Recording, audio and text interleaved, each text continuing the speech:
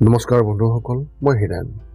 আজি আপোনালোকক এই ভিডিঅ'টোৰ জৰিয়তে জনাব বিচাৰিছোঁ যে লগ্ন তালিকাৰ চতুৰ্থ ঘৰটোৱে আপোনাক কি ক'ব বিচাৰিছে, বা সেই চতুৰ্থ ঘৰটোৰ কাৰক তত্ত্ব কি, আৰু সেই চতুৰ্থ ঘৰটোত 9টা গ্ৰহৰ যি উপস্থিতিৰ যি ফল, তাৰে সম্পূৰ্ণ তথ্য আপোনাক এই ভিডিঅ'টোৰ জৰিয়তে আগবঢ়াইছোঁ, যাতে আপুনি এই তথ্য জানিব পাৰে আৰু যিসকলে জ্যোতিষ শিকি আছে তেওঁলোকৰ বাবে অতি সহায়ক হ'ব বুলি বিশ্বাস কৰা হৈছে। প্ৰথমে মোৰ চেনেলটো আপোনালোকে ছাবস্ক্ৰাইব কৰি ল'ব, যাতে মোৰ পিছৰ ভিডিঅ'বিলাক আপোনালোকে সহজে লাভ কৰিব পাৰে। লগতে মোৰ ভিডিঅ' যদি ভাল লাগে তেন্তে লাইক আৰু শ্বেয়াৰ কৰিব, কমেণ্ট কৰি আপোনালোকৰ মনোভাৱ প্ৰকাশ কৰিব। এতিয়া আহোঁ মূল বিষয়লৈ। আজি এই ভিডিঅ'ৰ উদ্দেশ্য হৈছে চতুৰ্থ ঘৰটোৰ কাৰক তত্ত্ব কি আৰু 9টা গ্ৰহৰ প্ৰত্যেকটো গ্ৰহৰ অৱস্থিতিৰ ফলত আপোনালোকে কেনেধৰণৰ ফলাফল লাভ কৰিব তাৰে সম্পূৰ্ণ তথ্য। বৈদিক জ্যোতিষত ৰাশিফলৰ চতুৰ্থ স্থানটো কি, আমাৰ ৰাশিফলত ইয়াৰ তাৎপৰ্য কি, এই অনুভৱ কিহৰ লগত জড়িত, ইয়াৰ লগতে জ্যোতিষত চতুৰ্থ স্থান কিয় ফলপ্ৰসূ বুলি গণ্য কৰা হয়, এই সকলোবোৰ প্ৰশ্নৰ উত্তৰ আমি এই ভিডিঅ'টোত দিব ওলাইছোঁ। ইয়াৰ লগতে এই ভিডিঅ'টোত আমি চতুৰ্থ স্থানত থকা গ্ৰহৰ অৱস্থানৰ প্ৰভাৱত আপোনালোকে কেনেধৰণৰ তথ্য বা কেনেধৰণৰ ফলাফল লাভ কৰিব তাৰে তথ্য এই ভিডিঅ'টোত দিব ওলাইছোঁ, যিটো বৈদিক জ্যোতিষৰ ওপৰত ভিত্তি কৰি আপোনালোকক এই তথ্য আগবঢ়োৱা হৈছে। গতিকে ৰাশিফলৰ চতুৰ্থ ঘৰৰ বিষয়ে জানো আহক। বৈদিক জ্যোতিষৰ 9টা গ্ৰহৰ প্ৰতিটোৱেই আপোনাৰ জন্মৰ তালিকাত কোনোবা এটা ঘৰত উপস্থিত থাকে, আৰু এই অৱস্থানে আপোনাৰ নিজৰ ব্যক্তিত্বৰ অমূল্য অন্তৰ্দৃষ্টি প্ৰদান কৰাই নহয়, আপুনি প্ৰকৃতি আৰু সমাজৰ সৈতে কেনেকৈ যোগাযোগ কৰে আৰু আমি কেনেকৈ সহযোগিতা কৰোঁ সেই কথাও বিশেষভাৱে প্ৰকাশ কৰে। আমাৰ চৌপাশৰ জগতখনৰ লগত অস্তিত্ব ৰক্ষা কৰাৰ ক্ষেত্ৰতো ই তথ্য যোগান কৰে। তদুপৰি আপোনাৰ ৰাশিফলৰ মুঠ 12টা ঘৰ আপোনাৰ অতীত, বৰ্তমান আৰু ভৱিষ্যতৰ তথ্য আহৰণৰ বাবে এক ৰোডমেপৰ দৰে। আকাশত ট্ৰেনজিট কৰাৰ লগে লগে ই আপোনাৰ জীৱনৰ বিভিন্ন পৰিঘটনা সূচনা কৰে। ৰাশিফলৰ প্ৰতিটো ঘৰৰ নিজস্ব অস্তিত্ব আছে, নিজস্ব অৰ্থ আছে আৰু জীৱনৰ বিষয়ে বিশেষ দিশকো প্ৰতিনিধিত্ব কৰে। ৰাশিফলৰ যি ঘৰ, সেই ঘৰবোৰে আচলতে জ্যোতিষক বিশেষভাৱে গুৰুত্বপূৰ্ণ আৰু অতি প্ৰয়োজনীয় কৰি তোলে। এইবোৰ যথেষ্ট জটিল হ'লেও এই ভিডিঅ'টোত আমি আপোনালোকক ৰাশিফলৰ চতুৰ্থ স্থানৰ বিষয়ে বিতংভাৱে তথ্য বুজাই দিবলৈ আগবাঢ়িছোঁ। এতিয়া আমি জানিম বৈদিক জ্যোতিষত চতুৰ্থ স্থানৰ সম্পূৰ্ণ তথ্য। চতুৰ্থ ঘৰটো হৈছে আপোনাৰ ঘৰ আৰু পৰিয়ালৰ প্ৰতীক। ই আপোনাৰ মাতৃৰ সৈতে আপোনাৰ সম্পৰ্ক আৰু ঘৰুৱা জীৱনৰ প্ৰতি আপোনাৰ দৃষ্টিভংগী উন্মোচন কৰে। এই ঘৰত থকা গ্ৰহবোৰে আপোনাৰ পাৰিবাৰিক জীৱনৰ ফালে যেনে বহু শক্তিৰ ইংগিত দিব পাৰে। সেইবাবেই চতুৰ্থ ঘৰটো চন্দ্ৰৰ দ্বাৰা শাসিত কৰ্কট ৰাশিৰ নাড়ীসুলভ আৰু আৱেগিক ৰাশিৰ সৈতে মিল খায়। বৈদিক জ্যোতিষ শাস্ত্ৰই এই ঘৰটোক মাতৃৰ লগত জড়িত কৰি ৰাখিছে। বৈদিক জ্যোতিষতো চতুৰ্থ ঘৰক বন্ধুৰ ভাৱ বুলি কোৱা হয়। জ্যোতিষীসকলৰ মতে ৰাশিফলৰ চতুৰ্থ স্থানত প্ৰাৰম্ভিক পৰিয়াল আৰু সম্পৰ্কৰ প্ৰভাৱ দেখা যায়, যিবোৰ সময়ৰ লগে লগে সলনি হয়। আপোনাৰ উৎপত্তিস্থলৰ সৈতে শক্তিশালী সম্পৰ্ক বুজাই দিয়া সকলোবোৰ তথ্য এই ঘৰটোৱে দিব পাৰে। কেৱল চতুৰ্থ ঘৰটো আপোনাৰ পৰিয়াল আৰু সম্পৰ্কৰ কথা ক'ব। গতিকে এই ঘৰটো আপোনাৰ পূৰ্বপুৰুষ সম্পত্তি, মাটি, ঘৰ, গৰু, যান বাহনৰ সৈতে সম্পৰ্কিত। সহজ ভাষাত ক'বলৈ গ'লে আপোনাৰ উৎপত্তিস্থলৰ সৈতে দৃঢ় সম্পৰ্কৰ কথা কোৱা সকলোবোৰ বস্তুৱেই চতুৰ্থ স্থানৰ অধীনত আহে। এই ঘৰটোৱে বৃদ্ধাৱস্থা আৰু আমাৰ অন্তিম বিশ্ৰাম স্থানকো বুজায়। জীৱনটো এটা সম্পূৰ্ণ বৃত্ত। চতুৰ্থ ঘৰটোৱে নিৰাপত্তা, ৰিয়েল ইষ্টেটৰ বিষয়বোৰকো প্ৰতিনিধিত্ব কৰে। ৰাশিফলৰ চতুৰ্থ স্থানৰ মূল কথাখিনি আপুনি প্ৰথমে জানি লওক। 1 নম্বৰ হৈছে চতুৰ্থ ঘৰটোৰ বৈদিক নাম হৈছে বন্ধুৰ ভাৱ। 2 নম্বৰ তথ্য হৈছে শাসক গ্ৰহ আৰু ৰাশি হিচাপে চন্দ্ৰ হৈছে ইয়াৰ শাসক গ্ৰহ আৰু ৰাশি হিচাপে কৰ্কট ৰাশি। 3 নম্বৰ তথ্য হৈছে সংশ্লিষ্ট শৰীৰৰ অংগ হিচাপে বুকু, স্তন আৰু হাওঁফাওঁ। 4ৰ্থ তথ্য হৈছে আপোনাৰ ঘৰ সম্পৰ্কীয় বস্তু, ঘৰ, গাড়ী, আচবাব, টেলিভিছন আৰু অন্যান্য বস্তু যিয়ে আমাক আৰাম আৰু জিৰণি দিব পাৰে। আপোনাৰ গাড়ী ঘোঁৰা হ'ব পাৰে, আপোনাৰ ঘৰ দুৱাৰ হ'ব পাৰে, আপোনাৰ লাক্সাৰিয়াছ লাইফত ব্যৱহাৰ হোৱা সামগ্ৰীসমূহো হ'ব পাৰে। আৰু 5 নম্বৰ তথ্য হৈছে আপোনাৰ মা আৰু আপোনাৰ ভাতৃৰ স্থান। এতিয়া আমি জানিম এই চতুৰ্থ ঘৰৰ যি কাৰক তত্ত্ব তাৰ সম্পূৰ্ণ তথ্য। আমি আমাৰ আৱেগিক অৱস্থাৰ সৈতে সংযোগ স্থাপন কৰিবলৈ কৰা কাম বা য'ত আমি আনৰ সৈতে আৱেগিকভাৱে সংযোগ স্থাপন কৰোঁ, ধ্যান, ৰন্ধা-বঢ়া, খাদ্য পৰিৱেশন, টিভি চোৱা, থেৰাপিলৈ যোৱা আদি যিবোৰ কথা, এই কথাবোৰৰ সৈতে এই ঘৰৰ লগত বিশেষভাৱে জড়িত আছে। এতিয়া আমি জানিম এই চতুৰ্থ ঘৰত 9টা গ্ৰহৰ যি প্ৰভাৱ, সেই সকলো গ্ৰহৰ উপস্থাপনৰ ফলত আমি কেনেধৰণৰ ফলাফল লাভ কৰিম আমি আমাৰ জীৱনত, তাৰে সম্পূৰ্ণ তথ্য।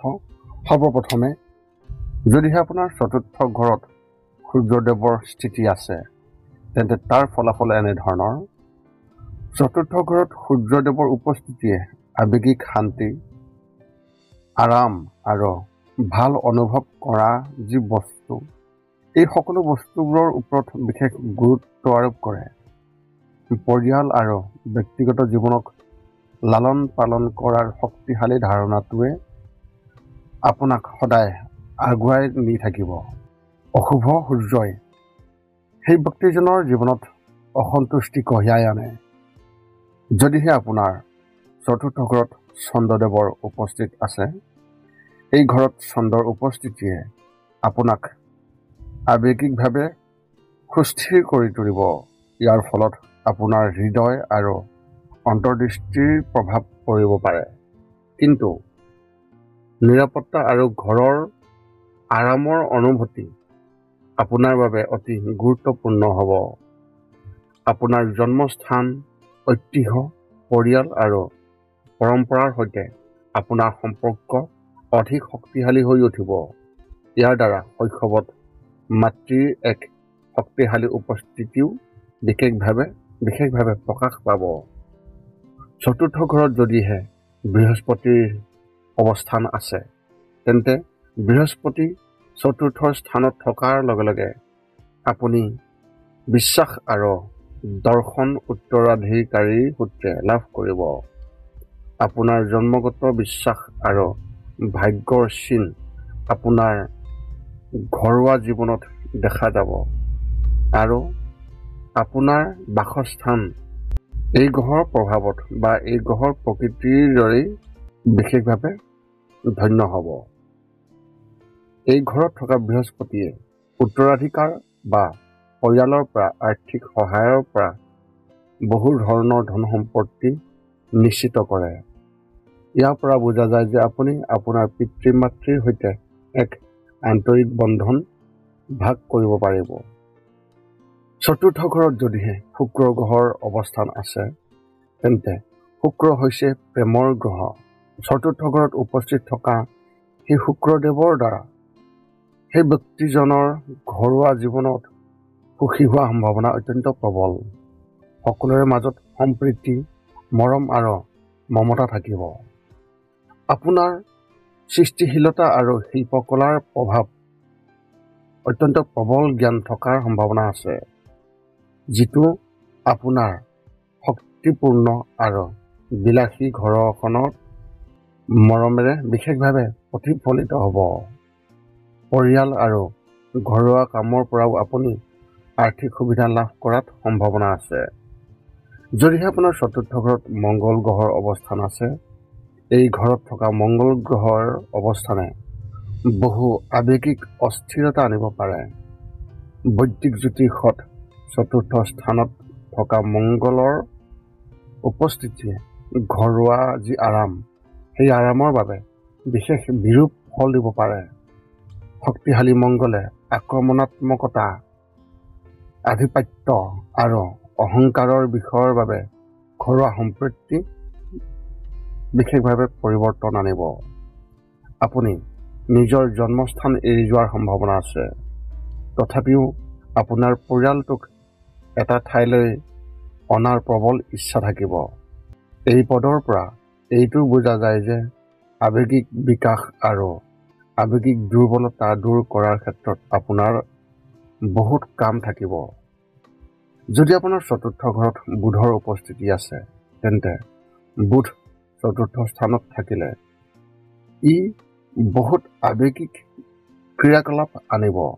কাৰণ ঘৰত যি অৱস্থান আছে, সেইটোৱে আমাৰ মন আৰু চিন্তা বিশেষভাৱে প্ৰক্ৰিয়াত বহু পৰিমাণে প্ৰভাৱ পেলাব। আপোনালোকৰ মাজত সমন্বয় থাকিব। আপোনাৰ ইতিবাচক আৰু ভৱিষ্যতবাণীমূলক মানসিকতা নিশ্চয়কৈ থাকিব। যদি নহয়, তেন্তে আপোনাৰ মনোভাৱ নেতিবাচক হৈ পৰিব। যদি আপোনাৰ চতুৰ্থ স্থানত শনিদেৱৰ অৱস্থান আছে, চতুৰ্থ স্থানত শনিৰ অৱস্থানটোৱে আপোনাৰ ৰক্ষণশীল আৰু পৰম্পৰাগত জীৱনশৈলীৰ ইংগিত দিয়ে। আপুনি পৰিৱৰ্তন অপছন্দ কৰে আৰু এটা সুস্থিৰ জীৱন বিচাৰে। আপোনাৰ পাৰিবাৰিক জীৱনত বহুত সমস্যা আৰু দায়িত্বৰ সাক্ষী হ'ব পাৰে। আপোনাৰ মাক দেউতাক বা বয়োজ্যেষ্ঠৰ বিশেষভাৱে যত্ন ল'ব লাগিব। আপুনি হয়তো প্ৰাথমিক জীৱনত জটিল আৱেগৰ সন্মুখীন নিশ্চয়কৈ হৈছে, যিয়ে অপৰাধবোধ আৰু আৱেগিক ভুল কৰাৰ ভয় সৃষ্টি কৰিছে। শান্তি, নিসংগতা আৰু ধ্যান ধাৰণাৰ বাবে আপোনাৰ শক্তিশালী ক্ষমতা নিশ্চয়কৈ থাকিব।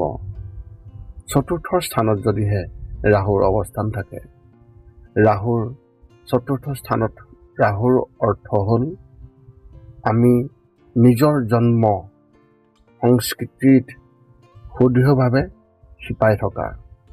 মাটি আৰু সম্পত্তিৰ মালিক হোৱাৰ প্ৰবল ইচ্ছা থাকিব। সম্পত্তিৰ মালিকীস্বত্ব, বাহন, সীমা, শিক্ষা আদিৰ বিষয়বোৰৰ প্ৰতি আপুনি নিশ্চয়কৈ আগ্ৰহী হ'ব। এই ঘৰত থকা ৰাহুৰ বেয়া প্ৰভাৱে মাতৃভূমিৰ লগত জড়িত পৰম্পৰা বিঘ্নিত কৰিব। এজন আক্ৰান্ত ৰাহু মানে আৱেগিক আৰু ভাল সীমা নথকা। চতুৰ্থ স্থানত যদিহে কেতুৰ অৱস্থান আছে, এই চতুৰ্থ ঘৰক প্ৰতিনিধিত্ব কৰা যি কেতু, সেই কেতুৰ যি কাৰক তত্ত্ব, আপুনি আপোনাৰ পূৰ্বপুৰুষৰ ঘৰৰ পৰা বিদেশী দেশলৈ যোৱাৰ সম্ভাৱনা নিশ্চয়কৈ কঢ়িয়াই আনে। গোটেই জীৱনত ঘৰুৱা সুখ আৰু মানসিক শান্তিৰ অভাৱ হ'ব পাৰে। ইয়াৰ ফলত আপোনাৰ সম্পত্তিও বিপদত পৰিব পাৰে। ইয়াৰ কুপ্ৰভাৱত আপোনাৰ মাতৃৰ স্বাস্থ্যৰ অৱনতি নিশ্চয়কৈ ঘটিব পাৰে। আনহাতে আপোনাৰ পিতৃও আৰ্থিকভাৱে বিশেষভাৱে ক্ষতিগ্ৰস্ত হ'ব পাৰে। এই আছিল এই চতুৰ্থ ঘৰটোত 9টা গ্ৰহৰ যি প্ৰভাৱ, সেই সকলো তথ্য আপোনালোকক আগবঢ়ালোঁ। আৰু ইয়াতে চাবলগীয়া কথা, যে সেই ঘৰত আৰু অন্যান্য গ্ৰহৰ যি দৃষ্টি সেই দৃষ্টিকো লক্ষণীয় হ'ব আৰু এই চতুৰ্থ ঘৰৰ যি কাৰকতত্ত্ব তাৰে সম্পূৰ্ণ তথ্য আপোনালোকক আগবঢ়ালোঁ যদি আপোনাৰ মনত এতিয়াও জ্যোতিষ সম্বন্ধীয় কিবা প্ৰশ্ন আছে তেন্তে আপুনি আমাক এই ভিডিঅ'ৰ তলত কমেণ্ট কৰি আমাক অৱগত কৰক যাতে আমি আপোনালোকৰ প্ৰশ্নৰ উত্তৰ অতি সোনকালে দিবলৈ পাৰোঁ যদি মোৰ ভিডিঅ'টো ভাল লাগে তেন্তে চেনেলটো ছাবস্ক্ৰাইব কৰিব আৰু ভিডিঅ'টো লাইক কৰিব পুনৰ লগ পাম অন্য এটা ভিডিঅ'ত আজিলৈ ধন্যবাদ